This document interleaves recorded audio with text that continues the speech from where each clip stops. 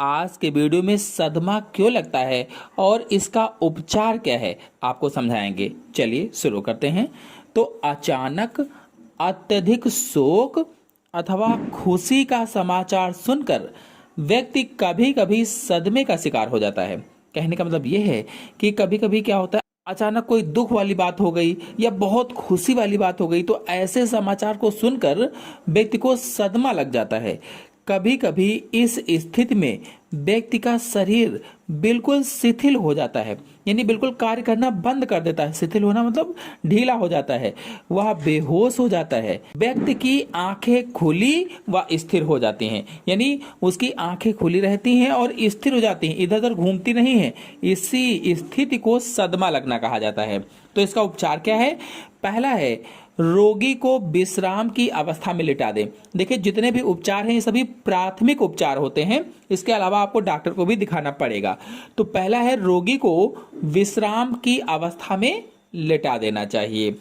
फिर दूसरा है, रोगी के आसपास भीड़ ना होने दें, यानी रोगी के पास में भीड़ नहीं होनी चाहिए। फिर अगला है, शरीर को कंबल आदि से गर्म रखें। अगर उसे ठंडक लग रही है तो उस कंबल आदि से उसको गर्म रखें, कंबल वगैरह उसके ऊपर से डाल दें। फिर अगला है, सिर थोड़ा ऊंचा रहना चाहिए, जो सिर है ऊंचाई पर हो, हाथ पैर जो हैं वो थोड़ा सा नीचे हो।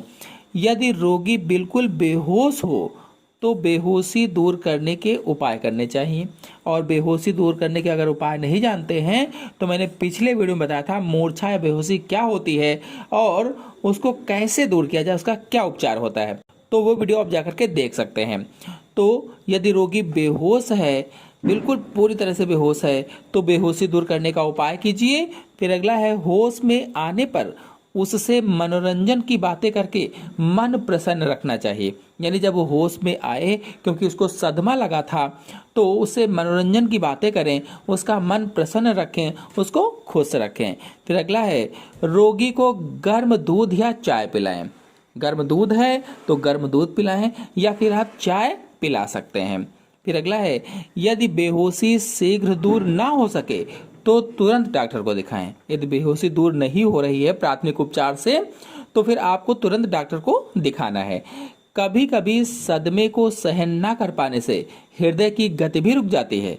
शोक होने पर क्या होता है कि सदमा सहन नहीं हो पाता है, जिससे हार्ट अटैक भी हो जाता है तथा रोगी की मृत्यु भी हो जाया करती है। अतः सावधानी रखना है कि अगर तुरंत ही शीघ्र ही वो सदमा दूर नहीं होता है या फिर उसको होश नहीं आता है, बेहोशी खत्म नहीं होती, तो डॉक्टर को आपको दिखाना है। तो आशा है आपको सदमा और इसका उपचार अच्छी तरह समझ में आ गया होगा।